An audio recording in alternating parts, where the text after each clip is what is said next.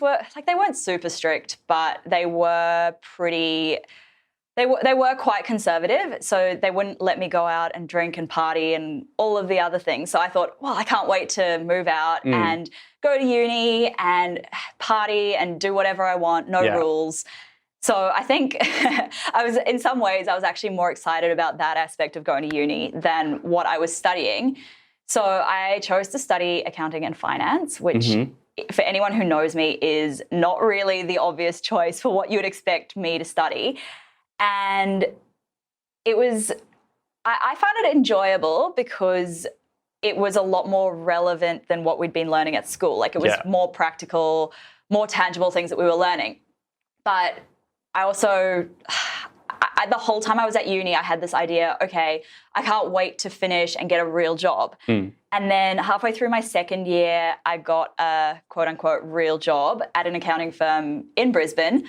And that was when I left Dunedin, flew over to Brisbane, moved over knowing only 2 friends in the city and transferred unis, started working 4 days a week in this job and studying full time. Now, I pretty quickly realised that a job paying me $36,000 a year wasn't actually as much money as I thought it was once you have to pay rent. It feels like a lot when you've been earning nothing from high school, but suddenly you've moved out and you've got all these expenses as well as earning. Exactly. And it was funny because I used to get paid monthly and it worked out to be, I think in my bank account, it was maybe $2,500 every month that got deposited. So the first time I got paid, I was like, oh, this is so much money. And I spent it all probably in that first 2 weeks.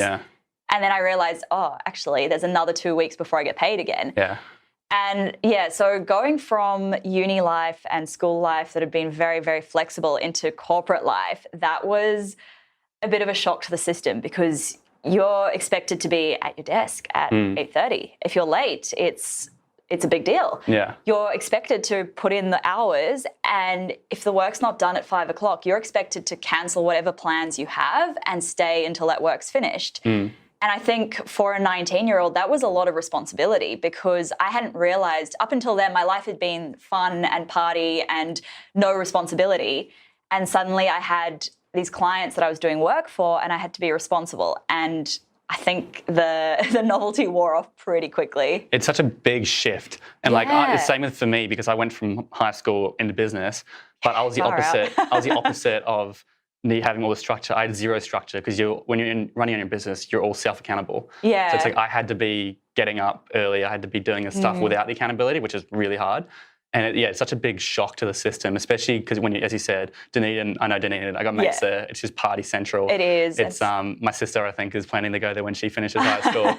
And as you said, a good point you made was I was more excited about the partying and moving out of home than I was about what I was studying. And I think that a lot of people can probably relate to that. And it's probably the wrong thing. If that's what you're feeling, like, sure, everyone's going to be excited to move out of home, have a roommate, there's going to be hookups and whatever it is. But, if you're only choosing a subject because you want that lifestyle and you're not actually picking a subject for it, I think it can be very dangerous.